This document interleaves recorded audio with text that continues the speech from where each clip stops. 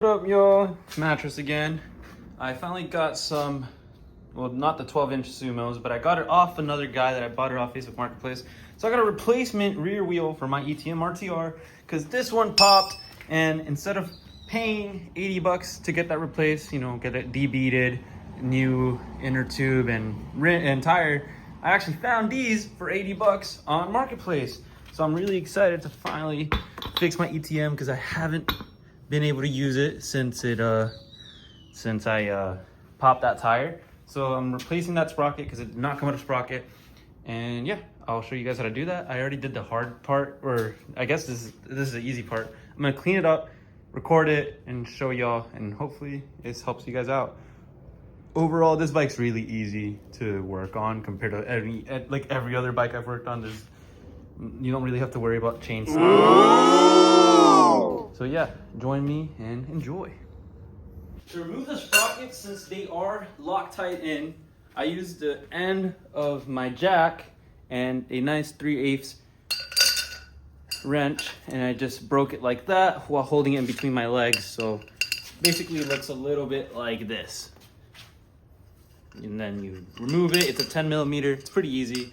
I need to double check that all these things are actually nice and tight, like the brake rotors. He said that he put brand new brake rotors on mine, but he did take the sprocket off, which on the picture it had it, but I didn't notice it right then and there because I'm kind of dumb. But it's okay. My sprocket it's still in good shape. I would clean it off. Actually, I will clean it off. I have some alcohol here ready. So we'll spray this down so that our chain gets clean, stays clean longer. We'll spray that down with alcohol on both sides. And let's wipe it off with one of our mini rags. And it cleans off like nothing. It's just a bunch of dirt, which, I mean, this is kind of normal maintenance. I mean, not removing it completely, but you should clean your bike. I literally have never cleaned my ETM RTR, literally since I got it.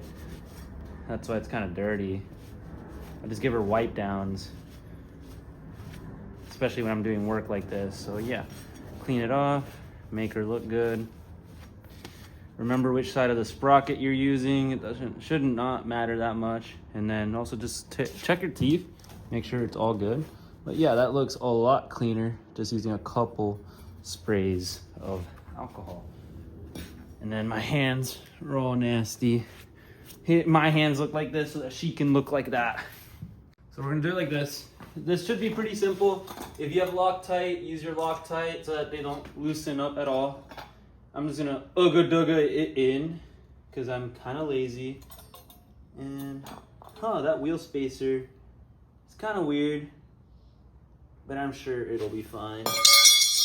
I'm done. Okay, this is the new tire, obviously. That's the rear, this is the front. I don't think it really matters though at all. Start it by hand as always. Do a star pattern, so diagonally. And yeah, let's just get these started by hand. Instead of ugga-dugging in, I'm going to use my wrench just to get it continued right here. Probably has old Loctite residue stuck in there somewhere, which isn't a big deal. But yeah, let's get all those tightened in nicely.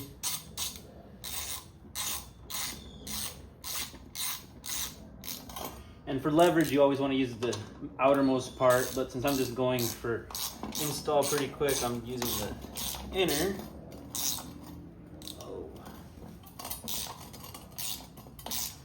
Make sure you're not stripping anything. Yeah, it's just very dirty. I'm finally going through. And yeah, just do it pretty easy. Let's get this all in. I'm also gonna wipe down the back of my bike. You guys can't see that right now, but it is disgusting. And she deserves better treatment than that. I could look up torque specs.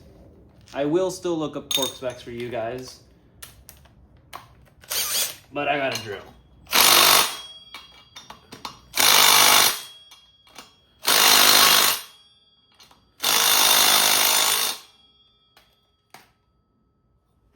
trust that that one did not strip, if I'm gonna be honest, which is why you shouldn't use these.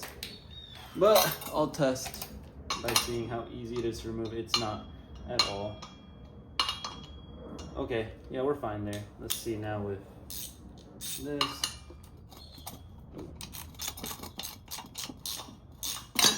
Oh.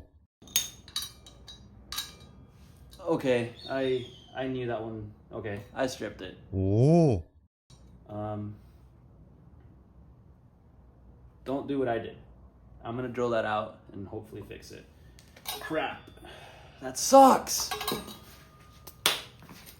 Should have recorded myself extracting it, but I went ahead and went to Harbor Freight and I bought a punch, and then I bought this kit. I broke this drill bit immediately, and then I used a 3mm drill bit that I already had at the house. I have multiple of them, so I knew I wasn't gonna be sad if I broke that. So I drilled into the center of it, and then I used the number 2 extractor and just went lefty-loosey, nice and tight and slow, and I removed the stripped bolt. Luckily, replacements on Electro & Co are literally a beep dollar. But yeah, whenever I get all the parts back, I will finish this install and get my bike back in good shape. What? You don't have to go through what I went through. Get yourself a nice, very simple torque wrench from Harbor Freight. It's kind of upsetting that I own all these nice tools, lots of nice tools, and I still make these dumb mistakes. Luckily now I have a screw extractor, which I've needed for a while, and I torqued it down to 12 Newton meters, or 12 foot-pounds, and I'm still missing one, so I'm not gonna run it yet. I'm gonna order that and torque it down properly. Did not use Loctite. Should have used Loctite, but it's gonna be fine. If it backs out, I can just do it again. But yeah, just make sure you take your time with things and don't break your stuff, because it just leaves your bike out even longer than you want it. Thanks, y'all. Just went for my first test ride. The guy was not lying about the rotors being brand new. I actually had to bed them in and warm them up like you would in a car. So I had to do like 10 pulls from 30 to 5 miles an hour and, you know, let them heat up. So I should actually still be riding it just because you don't want this to cool down and warp. So I'm gonna get back on it. But yeah, ETM's back and running. I love it. I'm gonna fix that tail fender eventually. But we got the big part done, the wheels, and I got it for only 80 bucks. Yeah.